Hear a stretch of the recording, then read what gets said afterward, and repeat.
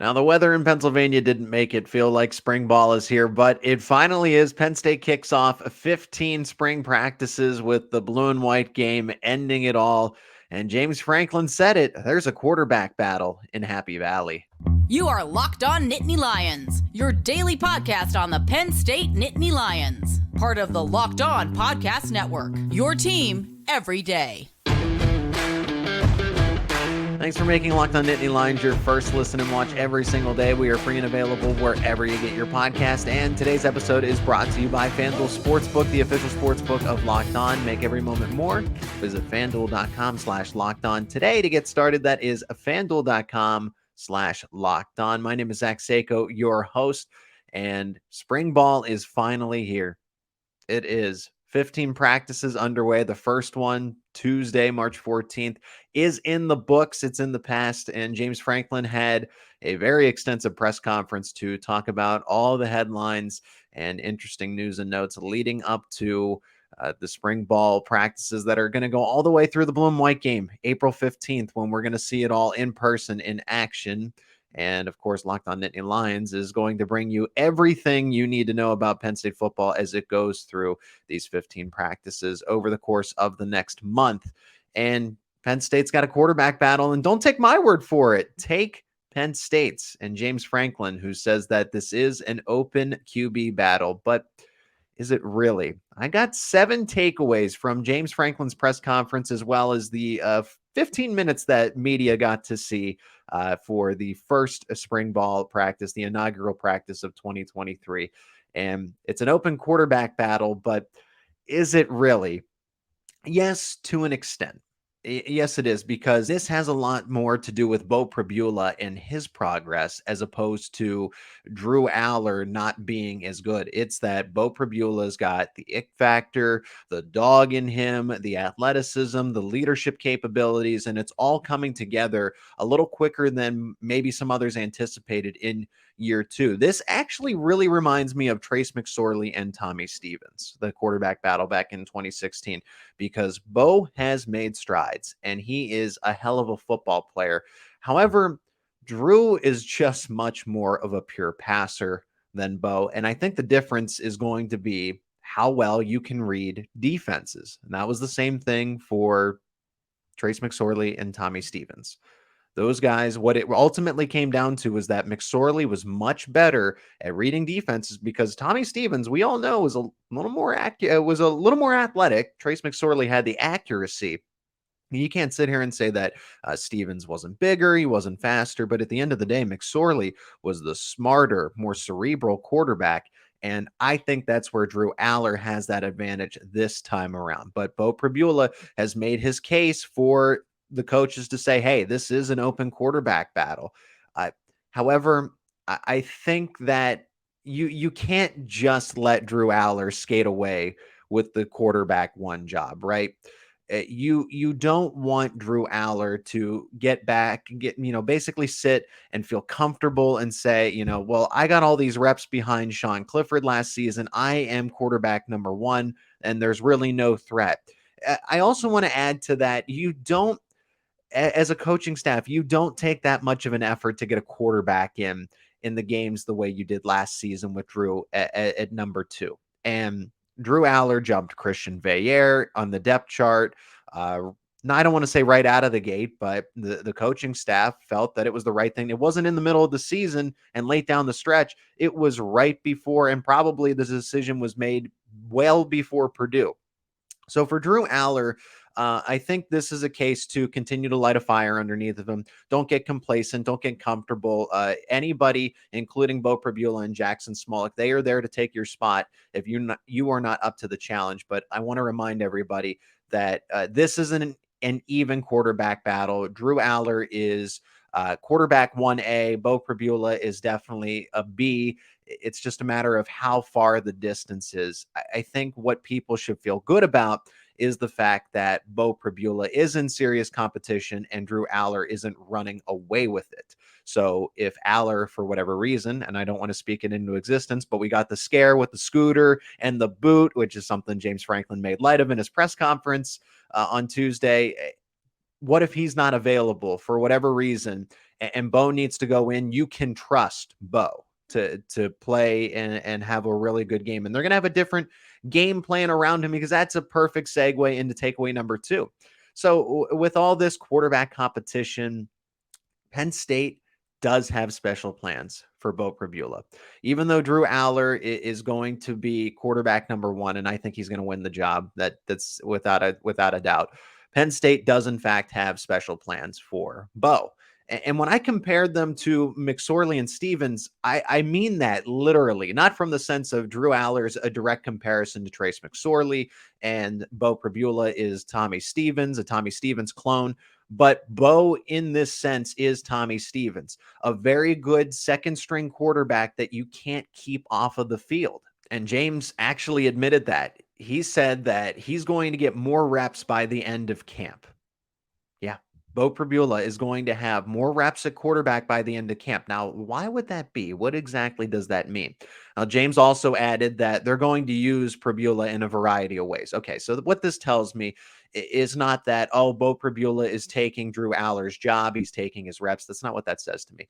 This says that Drew Allar is a different type of quarterback, that in terms of mobility, Drew Allar doesn't give you that same kind. He's got great pocket presence, great pocket mobility, but in terms of straight line speed and athleticism, I got to chalk it up to Beau Pribula having the advantage.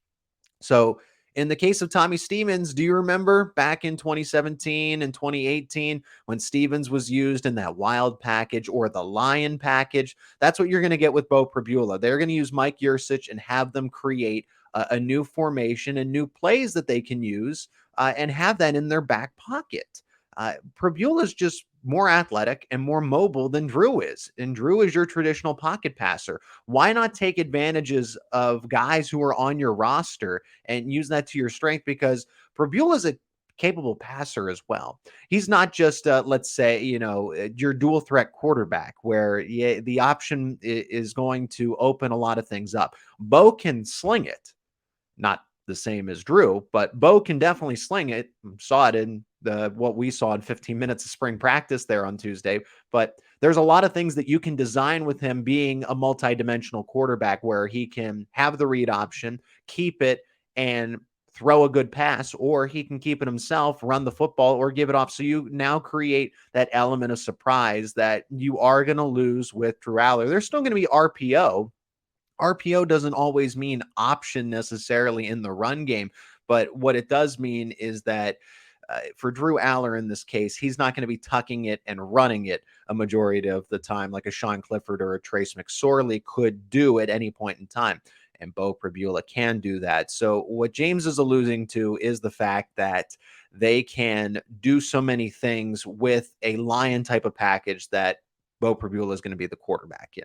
So I thought that was really interesting. It is Locked On Nittany Lions. 5 more takeaways over these next 2 segments.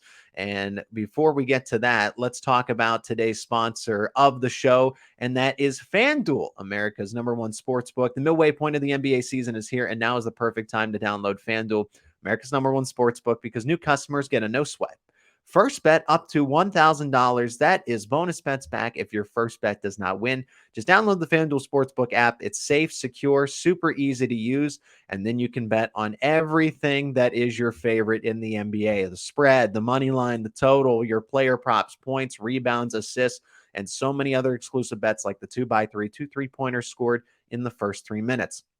Plus, FanDuel even lets you combine your bets for a chance at a bigger payout with a same-game parlay. So don't miss your chance to get your no sweat first bet up to $1,000 in bonus bets when you go to FanDuel.com/lockedon. That is FanDuel.com/lockedon. And you can, when you go to FanDuel.com/lockedon, you can learn so much more. So make every moment more with FanDuel, an official sports betting partner of the NBA. And thanks so much again for making Locked On Nittany Lions your first listen and watch every single day. Go grab your bracket. You still got time, and go listen to Locked On College Basketball Bracket Breakdown with national analysis and insights from our local experts here at Locked On. The Locked On College Basketball Bracket Breakdown has everything you need to make the most informed decisions on your bracket. Find the episode on Locked On College Basketball wherever you get your podcasts and on YouTube. And again, thanks for helping the Locked On Nittany Lions YouTube channel go over 900 subscribers, fastly approaching 950. Appreciate that. The support and everything that you're going to need to know about spring ball will be right here. And these are the takeaways from the spring practice press conference held by James Franklin on Tuesday. And we're sticking with the quarterbacks in takeaway number 3 because quarterback is going to be the most important position to develop in spring ball camp. And I mean, just the way the game of football has gone, this is obviously the case. You need your signal callers to be one of the best, if not the best guy in the locker room.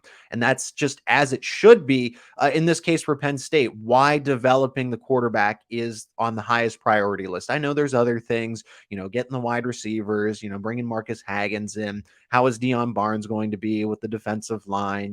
Leadership, and leadership's important here too with the quarterbacks. But between Allar and Pribula and Jaxon Smolik, there's no starting experience. Even though it's their second year in the roster for Pribula and Allar, there's really no veteran experience in the quarterback room. And your third string quarterback has 0 college experience. So Franklin noted this: all quarterbacks will have even reps to begin spring ball, and then we'll see what happens from there.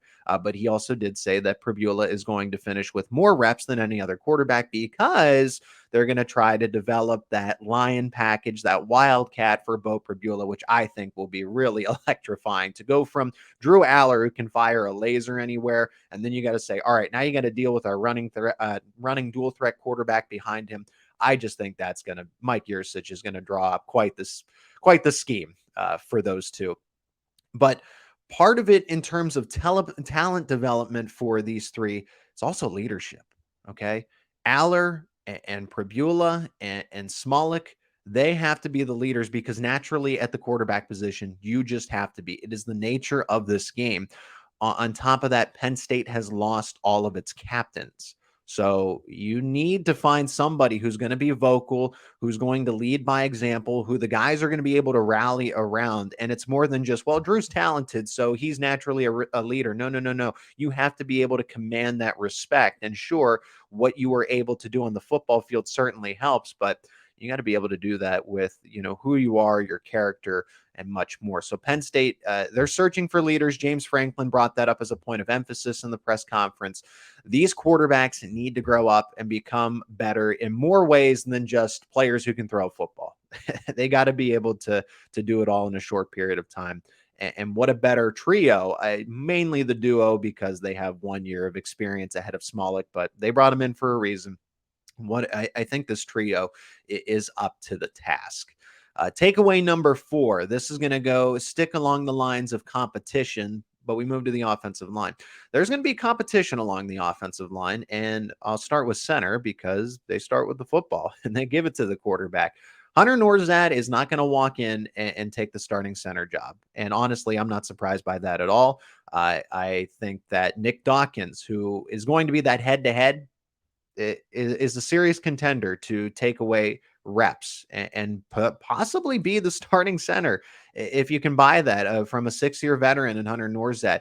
And potentially some other guards are going to be in this competition as well. James Franklin brought up by name Sal Wormley, and he said other guards too. So JB Nelson could probably see some reps at center to see who is the best fit at the position. I find this not surprising for a variety of reasons, but Nourzad played tackle at Cornell for all of his time there, and then played left or right guard 99% of the time, and then in garbage time, played a little bit of center or snapped the ball in a couple practice reps from what we saw. Center is a completely different position. Everybody that watches football knows this. I like Nick Dawkins, someone who can really attest to that because not only is he good friends with him, but played alongside him. And that's Aeneas Hawkins. The next time I ask him to be on this podcast, on this show, I'm going to definitely ask about what he thinks and to provide that perspective. But Nick Dawkins, unfortunately, his progress was put on pause because he was hurt last season. And somebody that was going to be a quality backup behind a Juice Scruggs had to miss out on a lot of time. I really do think he could seriously push Nourzad because that's just his position. He is naturally a center. He's been in the program for a few years now. He's a veteran. That's just my opinion. At right tackle, this is where it gets interesting because Caden Wallace is not going to walk in and be the returning starter. He returns, that's great, but Drew Shelton has now emerged after taking over at left tackle for Olu Fashanu. He showed that now he wasn't perfect, was not perfect, but he showed a lot as a true freshman. And with that being said, you can't just put him back on the bench.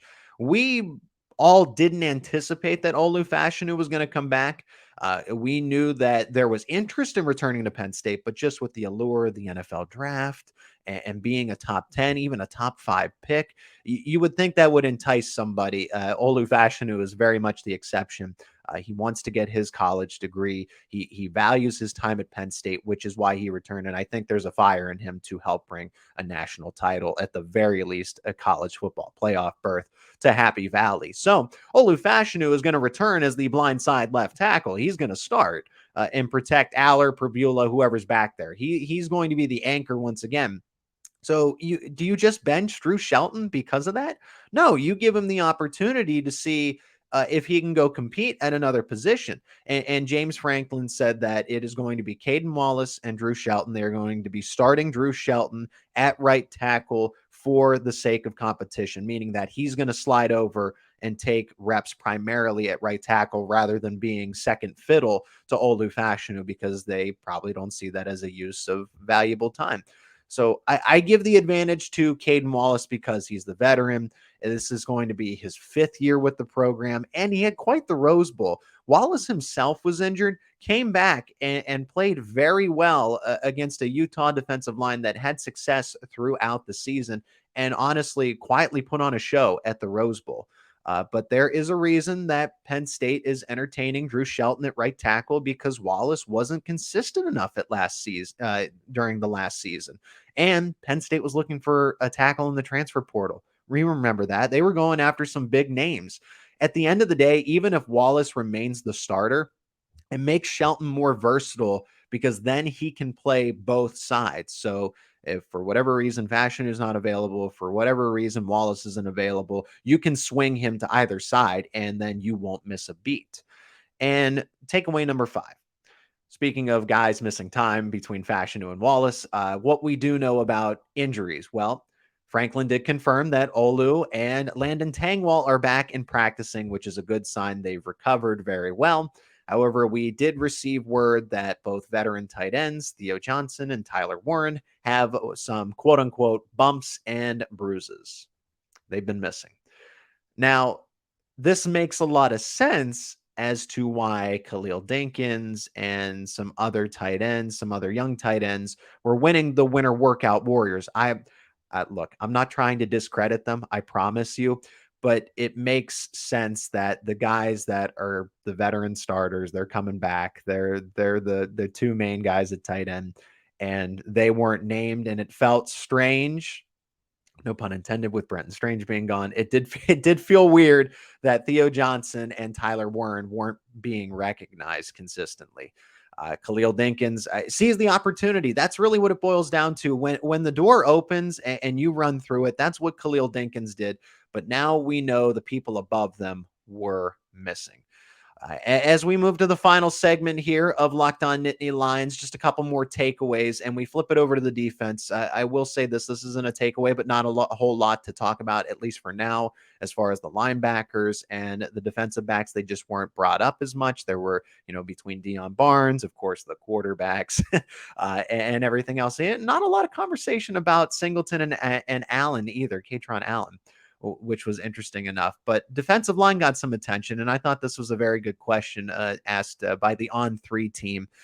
And they said, they asked James the size of the defensive tackles in particular, because some of them remain the same weight. Some of them actually cut weight, if you can believe that. Size of the defensive line does not matter to James Franklin and this Penn State staff. That's takeaway number 6. Let me clarify that. James made it very clear that in the scheme of things, they will not sacrifice a player's athleticism just for them to put on weight. They don't want somebody to put on extra pounds of unhealthy weight. They would rather have lean muscle mass and speed, as opposed to somebody just like, well, we got him to 315, but instead of him running a 4.6, he now runs a 4.8. It's just not worth it to Franklin. Their goal is to get each player to their optimal lean mass. And if that's a heavier weight, so be it. But at least for this group, that's not the case. And James gave a lot of credit to the nutrition staff because they do their hard work. Like these guys are superhuman. They're athletic freaks, and part of that is because of the nutritionists on staff. But it is also why a lot of defensive tackles have remained at the same weight or even lost weight, if you can believe that, because they want them at their most athletic, as opposed to, well, who has the biggest belly on the team? That's not the point. The team believes in athleticism first, and that is for the defensive tackles as well. And I know what people are thinking. Well, they're in the middle. They need to eat up space. They need to clog up space. With the way that Manny Diaz runs this attacking style defense, I can live with that. And you should too, because this isn't a run stuffing your 2000s 3-4 Baltimore Ravens defense, right? You don't need 350-pound nose guards to win football games as a Penn State football team. Your defensive linemen in Manny Diaz's system, in this 4-3 attacking, blitzing style defense, you need guys, both defensive ends and defensive tackles. But I know we're on the subject of defensive tackles because people want them to weigh more. They want them to be bigger.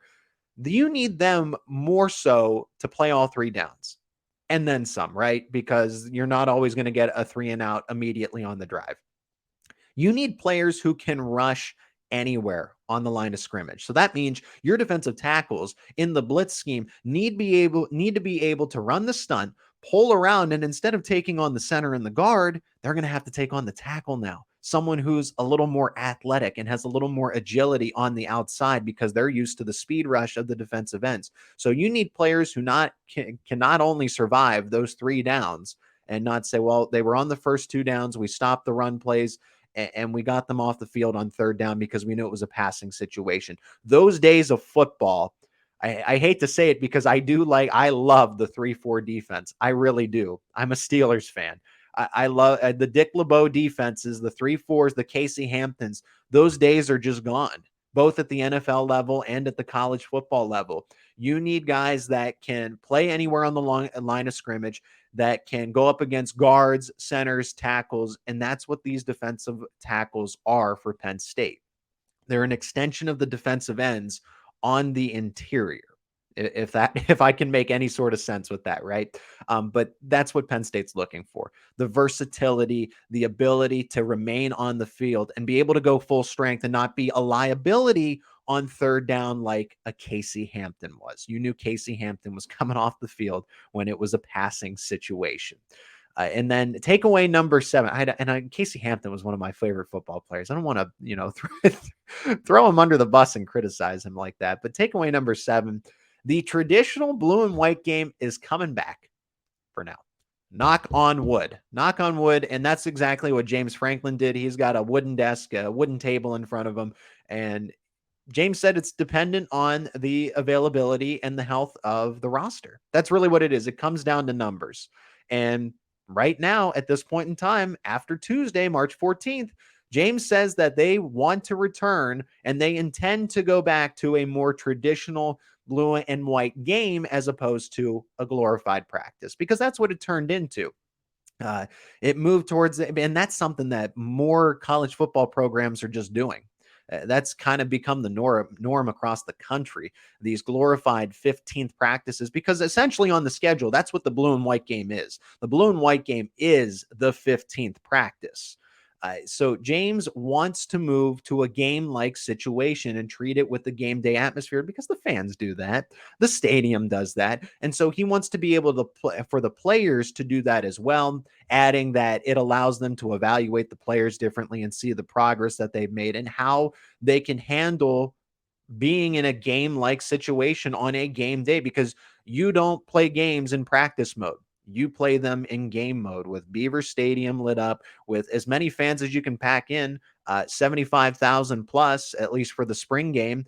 And James said he owes it to the 75,000 plus fans, which is highest in the country, I might add. No, we don't need to brag about it. But Penn State does put on a very, very good game day atmosphere for the blue and white game. And I think Texas bragged about 40,000 fans showing up to them. That was like a record for them or something. Penn State, we just do different things, do things differently over here as Nittany Lion fans. We like our football a little better up here and show the support. I don't mean to pat ourselves on the back, but what can I say? So takeaway number 7 is that you can expect, barring anything crazy, if the roster is mostly intact, that there will be a blue and white game as opposed to the blue and white glorified practice. And I think that's really neat. They want to get back to that, because I was worried that they were just kind of going with the flow of college football. So it is Locked On Nittany Lions. Thanks again for making us your first listen. For your second listen, you got to check out the podcast Locked On College Basketball, because March Madness is here. Experts Isaac Shade and Andy Patton bring you everything you need to know both on and off the court. Plus, you get to hear from big name experts, players, coaches, and insiders throughout the basketball landscape. Locked On College Basketball, available on YouTube and wherever you get your podcasts. If you haven't already, please give this video a like, give the channel a subscription, subscribe to the channel, and turn on notifications for whenever new episodes are posted so that you know right away. All the spring ball action will be right here. The analysis plus Penn State men's basketball in the NCAA tournament. Will they advance past Texas A&M? How far will they get in the tournament? And that'll all be right here on Locked On Nittany Lions.